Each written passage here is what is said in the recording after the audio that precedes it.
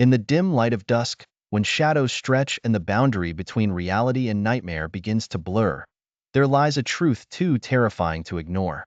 Some things are not meant to be seen. Mirrors, those silent observers of our daily lives, might be portals to horrors beyond our understanding. As you prepare to step into this story, remember, your reflection is not always your own. And sometimes, what looks back at you may not be you at all.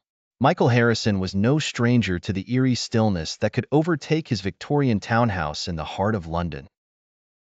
An architect with an appreciation for history, he had meticulously restored every corner of his home, seeking to breathe life into its decaying grandeur. Yet, with every nail driven and every piece of furniture placed, Michael felt a growing emptiness. An echo of the past whispering through the walls. One fateful afternoon, while exploring a forgotten antique shop in a secluded alley, Michael's eyes were drawn to a mirror like no other. Encased in a frame of dark, twisted wood, the mirror seemed to pulse with a life of its own. The carvings, grotesque figures and contorted faces, seemed almost to shift when not directly observed. Though the air around it felt heavy and cold, Michael could not resist the pull. It was as if the mirror had chosen him. From the moment the mirror was placed in his study, a change came over the house.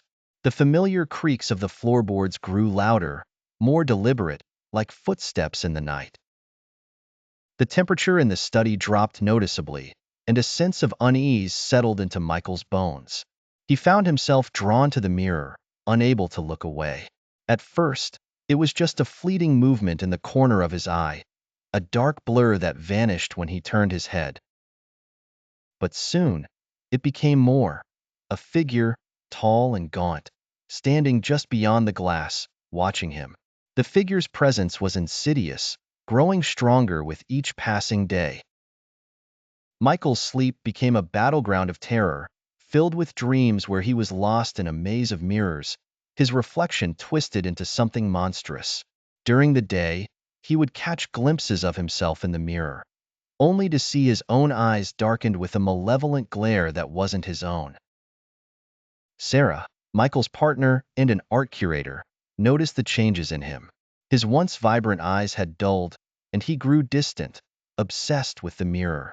Concerned for his sanity, she urged him to remove it, but Michael refused, insisting that the mirror held the key to something he needed to understand.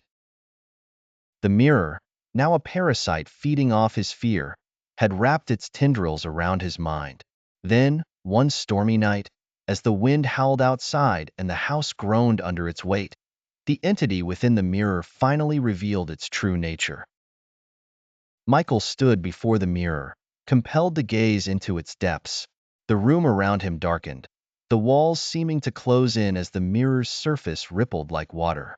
The figure emerged, no longer confined to the glass. It reached out, its hand stretching from the mirror, impossibly long fingers grasping for Michael. The mirror's pull was irresistible. Michael felt his very soul being drawn towards it, the reflection in the glass no longer his own, but a grotesque parody.